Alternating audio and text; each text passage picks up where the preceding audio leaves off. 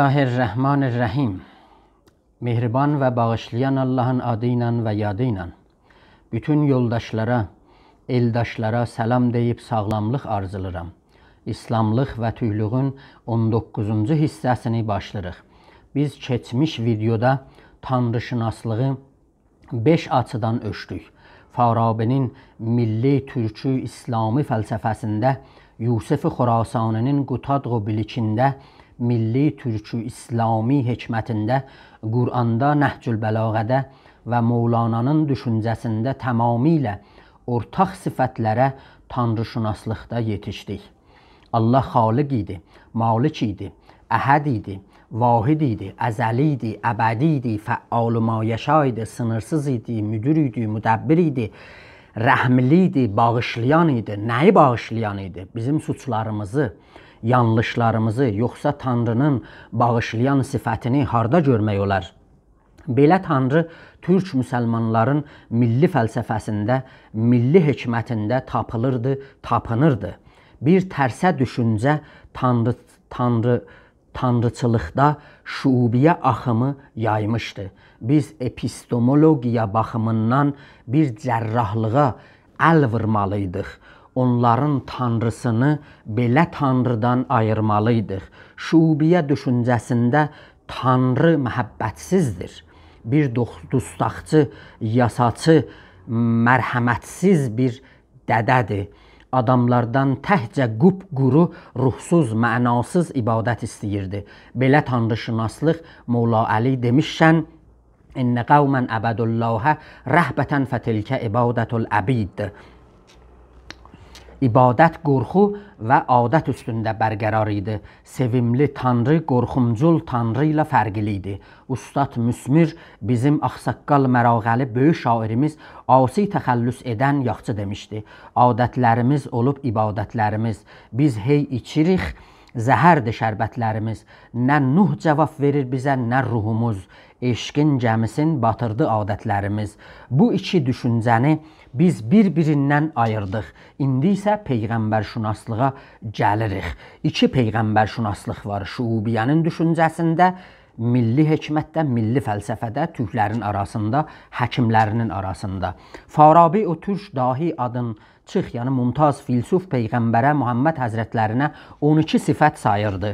Bədəni salim idi, yaxşı düşüncəli idi, eşitdiyini, gördüyünü yaxşı hifz edən idi, huşlu, zəkalı idi, işlətdiyi kələmələr gözəl, ibarətləri ürək aparan idi, öyrətməyi sevən idi, çoxlu işməyə, həvəsi olmayan idi, düzlüğü, düz danışanları sevən idi, yalanı, yalan danışanlardan acığı gələn idi, kəraməti sevən idi, məniyyət nəfs idi, dünyanı onun dirhəm o dinarına göyül verməyən idi, ədaləti, ədalətçiliği sevən idi, zülmə, zalimə qarşı çıxan idi, iradəsi Polad kimin qabağa gedən və qoxmayan idi.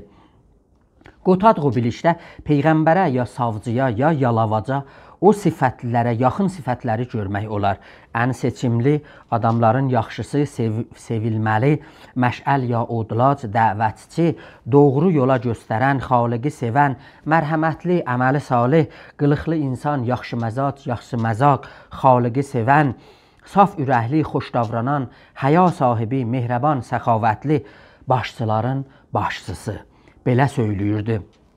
Xalqin ən seçmişli adamların yaxşısı, sevgili Peyğəmbərim Rəbbi göndərdiyidir. Qaranlıq gecədə o üçün məşəl idi, ətrafa işıq saçdı, səni də nur ilə boyatdı. O Tanrının sənə göndərdiyi dəvətçisi idi. Ey qəhrəman, onun sayəsində doğru yola girdin. O atasını, anasını fəda etdi. Yeganə diləyi ümməti idi. O ona yol göstərdi. Gecə gündüz çətinlikdə səni istədi.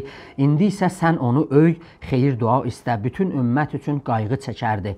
Onun qurtuluşuna diləyirdi, rəhmətliğini istəyirdi. Atadan, anadan da mərhəmətli idi. Tanrıdan ancaq şəfəqət diləyirdi. Əməli salih, qılıqlı insan idi, xoşməzaq, saf ürəkli, xoşrəftar idi. Həya sahibi, mehriban, səxavətli, əli açıq idi. Qara yerdə, mavi göydə əziz idi. Tanrı ona çox qiymət verirdi. O bütün başçıların başçısı idi. Bütün rəsullarda rəsullara o xatəm oldu. Mən onun yolunda könüldən bağlandım. Quran Həzrəti Muhammədi həm bəşər bilirdi, həm Tanrının elçisi olaraq ona vəhy olurdu. Quran Həzrəti Muhamməddən çox Musa ilə danışırdı. O əsasda Quran Muhammədnamə deyil. Həzrəti Muhammədi yerində tərifləyir, Əbəs surəsində də itab edirdi. Hər halda Peyğəmbərə Quranda bir sıra sifətlər gəlir. O cümlədən Tövbə surəsində 128-ci ayədə belə buyurur. Ləqəd cəəkum rəsulun min ənfusikum əzizun ma anittum harisun əleykum bil müminə rəufun rəhimun. Sizin öz içinizdən sizə bir elçi gəlir. O sizin çətinlik çəkdiyiniz üçün, məşəqqətdə qalmağınız üçün çətinlikdədir, əzabdadır, möminlərə rəhmli, şəfəqətlidir.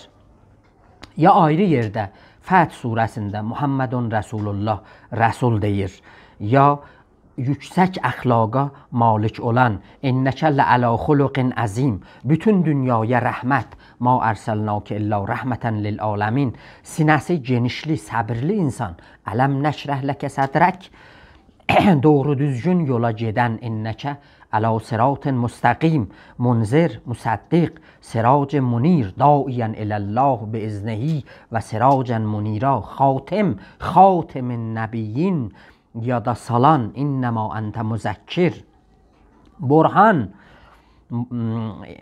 inna ərsəlnəkə şahidən mübəşşirən, ayıdıcı, yəni mübəşşir, nəzir. Bunlar o sifətlərdirlər ki, Quran Peyğəmbərə sayır. Qıssaca biz təqdim etdik. İndi isə türk müsəlmanların milli fəlsəfəsində, milli hikmətində, Quranda ortaq sifətləri Peyğəmbərşünaslıqda görmək olar. Ən birinci şərtlərdən, sifətlərdən o öndərə bədənin sağlamlığıdır. Üzvlər cabəca yerində olmalıdır. İkinci, ağıllı olmalıdır. Yəni huşlu, başlı, zəkalı, dirayətli, yaddaşları təzəliyən dədə-babalarımız demişkən, ağıllı igid elini yetirər, ağılsız igid elini itirər. Elinə yetirər, ağılsız igid elini itirər. Əxlaqlı, yəni yaxşı danışan, gedişatı yaxşı olan, dözümlü cəzb edən, doğru düz olmaq, yəni düz yolda gedən, düz danışanları sevən, dünyaya ürək bağlamayan, yəni dünyanın dirhəm o dinarına, yeməyinə, içməyinə etinasız olan, bir parlaq məşəl ya odlac kimi hadi dəvətçi olan. Mənim yoldaşlarım, sözlərin bu hissəsini bir nəqd ilə yekunlaşdırırıq. Sayın Döktür Seyid Cəvad Təbatəbai Qutadğubiliklə bağlı bir nəqd mənə göndərmişdilər. Çox xoşluram sizinlə birlikdə onu oxuyam, cavablandıram. O belə deyirdi. 1. Yusif Balasağonlu 5-ci yüzildə Qutadğubiliklə yığıb yığışdırdığı bütün elmlər İrani qaynaqlardan başlanır. 2. Deyiblər o İbn Sina'nın şagirdi olub, İbn Sina İranlıdır. 3. Qutadğubilikin muhtəvası həman Qəzzalinin 3 əsərində gəlibdir. İhyaul Ulum, Ulumuddin, Nəsihətül Muluk, Kimyayı Səadət. 4. İranlılar ona Şahnamə-i Türkü deyibdilər. 5. Onun dili heç ilgisi Azərbaycan türkcəsinə yoxdur. İndi bizim cavablarımız. Ən öncə o elmlərin adı o kitabda hikmətdir. İkincisi, o zaman İran var idi ya yox idi, İran haraydı, dili nə idi, daha bütün aydın düşüncələrə, aydın insanlara açılıbdır. İndi isə İqbal-ı Lahuri şeir divanını farsca yazır, ya həman hindicə yazıbdır. Biz ona deməliyik, İqbal-ı Lahuri İranlıdır. Əbdüssalam Pakistani Nobel caizəsini aparan İngiliscə yazıbdır. İndi biz deməliyik, Əbdüssalam İngilislidir. Əlləmi Təbatəbai Əl-Mizan təfsirini ərəbcədə yazıbdır. İndi deməliyik, o ərəbdir. Əlləmi Cəfəri Məsnəvi şərhini farsca yazıbdır. Demək, o farsdır. Rudəki, Nizami də, Xaqani də, Qəzzali də tarix boyu farsca yazsalar da onları nə İranlı eləyir, nə fars eləyir. Türk torpaqlarında, Türkün imperiyasının altında yaşayırdılar. Sizin nəzərinizdə tutduğunuz İran bütün yer kürəsidir. İnçinin şiri xuda həm xud nafarid. Belə şeri Tanrı da yaratmayıbdır.